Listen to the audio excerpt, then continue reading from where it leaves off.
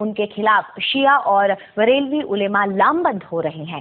سرکار نے لکھنؤ میں ان کے لیکچر دینے پر روک لگا دی ہے اور اب ان کے خلاف فتویٰ بھی جاری ہو گیا ہے جس میں ان کے بھاشنوں کو حرام قرار دیا گیا ہے۔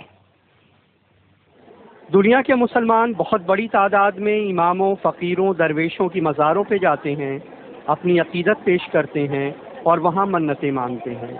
ذاکر نائک کہتے ہیں کہ جو مر چکا اس سے کچھ مانگ نہیں سکتے، یہاں تک کہ پیغمبر محمد صاحب سے بھی نہیں۔ آج کی تاریخ میں ہم محمد صلی اللہ علیہ وسلم سے بھی نہیں مانگ سکتے۔ باقی لوگ کو تو چھوڑو، سنت اور باقی بابا لوگ کو چھوڑو، محمد صلی اللہ علیہ وسلم کو بھی ماننا ہمارے لیے حرام ہے۔ جو شخص ذاکر نائک اسامہ بن لادن کی بھی تعریف کرتے ہیں، کہتے ہیں کہ اگر وہ آتنکوادی ہے تو ہر مسلمان کو آتنکوادی ہونا چاہیے۔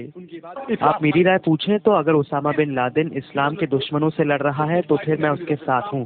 اگر وہ امریکہ یعنی ایک آتنکوادی کو آتنکت کر رہا ہے تو میں اس کے ساتھ ہوں۔ پھر تو ہر مسلم کو آتنکوادی ہونا چاہیے۔ ذاکر نائک مہاراشٹر کے ہیں، دنیا بھر میں اسلام پہ لیکچر دیتے ہیں۔ وہ اسلامک ریسرچ فاؤنڈیشن نام کی سنستھا چلاتے ہیں جو پیس ٹی وی نام کا چینل چلاتی ہے۔ ذاکر نائک کے بھاشنوں سے تمام مسلمان ناراض ہیں۔ وہ مزاروں کو مٹی میں ملانے کی بات کرتے ہیں، محمد صاحب سے بھی منت مانگنے کے خلاف ہیں کیونکہ وہ مر چکے ہیں۔ وہ امام حسین کے قاتل شاسک یزید کی بڑائی کرتے ہیں۔ یو پی میں ان کے خلاف شیعہ اور بریلوی سنی علماء لامبند ہو رہے ہیں۔ سرکار نے لکھنؤ میں ان کے لیکچر دینے پہ روک لگا دی ہے اور ان کے خلاف فتویٰ بھی آ گیا ہے جس میں ان کے بھاشنوں کو حرام قرار دیا گیا ہے۔ اگر اس کا عقیدہ ایسا ہے کہ نبی مردہ ہو کے مٹی میں مل گئے تو وہ کافر ہو گیا، اور جو لوگ اس عقیدے پر چلیں گے وہ بھی کافر ہو جائیں گے۔ حالانکہ ذاکر نائک کے سمرتھک اسے غلط نہیں سمجھتے ہیں۔ پوری دنیا میں مسلمانوں ہی میں الگ الگ عقیدے کے لوگ ہیں۔ ہر آدمی اپنے عقیدے کے حساب سے بات کہتا ہے اور ہم یہ سمجھتے ہیں کہ اس کو بات کہنے کا حق ہے۔ لیکن یہ حقیقت ہے کہ ذاکر نائک کے بھاشنوں نے مسلمانوں کو دو گٹوں میں بانٹ دیا ہے۔ لکھنؤ سے کمال خان، NDTV انڈیا کے لیے۔ اور اس معاملے میں اپنی صفائی دیتے ہوئے ذاکر نائک نے کہا ہے کہ میں نے اسامہ بن لادن کے بارے میں جو بات کہی ہے اسے ادھورے ڈھنگ سے دیکھا جا رہا ہے۔ کیونکہ اسامہ بن لادن کی تحقیق نہیں کی، صرف BBC اور CNN کو کے بارے میں سن کے میں کہوں گا اس کے بارے میں، تو قرآن کی آیت سورہ حجرات میں سورہ نمبر 49 آیت نمبر 6 میں جب بھی کوئی بات آپ تک پہنچاتا ہے اس کی تحقیق اور دوسرے کو پہنچانے کے لیے، تو نہ میں دہشت گرد کہا، نہ ان کا اچھا انسان کہا، نہ برا کیا۔ لیکن اگر میں یہ کہتا ہوں کہ جو بھی دشمن اسلام کے خلاف لڑ رہا ہے میں ان کے ساتھ ہوں۔ وہ یہ بھی کہتے ہیں کہ ایسی بات پہلے بھی کہی گئی ہے لیکن مجھے ہی نشانہ کیوں بنایا جا رہا ہے۔ وہ لوگ مجھ پہ فتویٰ جاری کرتے ہیں کہ کیونکہ میں نے یزید کے بعد رحیم اللہ کہا، میں اللہ بھی کس دن کہا، میں کافر ہوں، تو ان کو یہ بھی فتویٰ جاری کرنا چاہیے کہ امام غزالی نعوذ باللہ کافر ہے۔ یہ کہنا چاہیے کہ جس نے بخاری شریف کی شرح لکھی حافظ ابن حجر عسقلانی، وہ بھی کافر ہے، نعوذ باللہ رحیم اللہ۔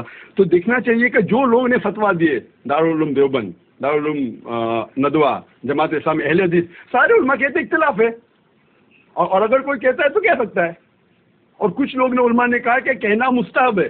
تو یہ لوگ، اس کا مطلب یہ لوگ کہ مجھے پک آؤٹ کر کے یہ چیز تو ہزاروں لوگ کہہ رہے، کیوں مجھے ہی لے کے ان لوگ اگر فتویٰ جاری کرنا ہے تو یہ فتویٰ جاری کرنا چاہیے کہ جتنے لوگ نے کہا اور لکھ دینا چاہیے۔ اور اس مسئلے پر ہم نے اسلامی ودوان مولانا وحید الدین خان کی بھی رائے جاننے کی کوشش کی۔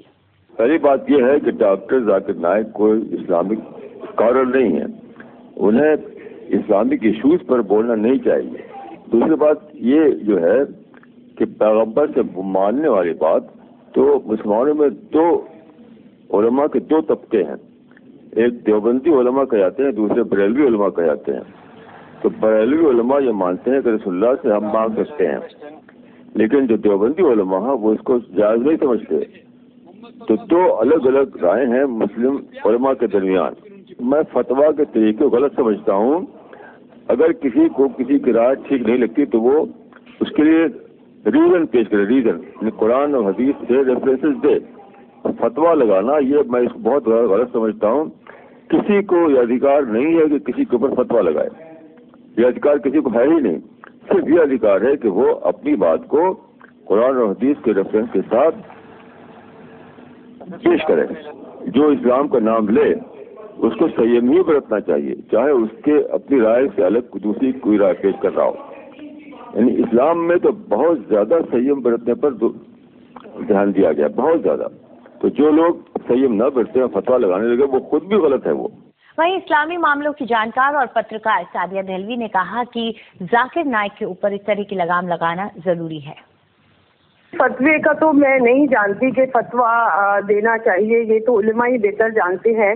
लेकिन मैं ये जरूर कहूंगी कि ये एक बहुत अच्छी बात है और बहुत पहले उलमा को कौम को जाकिर नायक की बातों से, इनकी भाषणों से आगाह कर देना चाहिए था, एक्सपोज कर देना चाहिए था. मैंने खुद इनके भाषण सुने हैं इंटरनेट पे.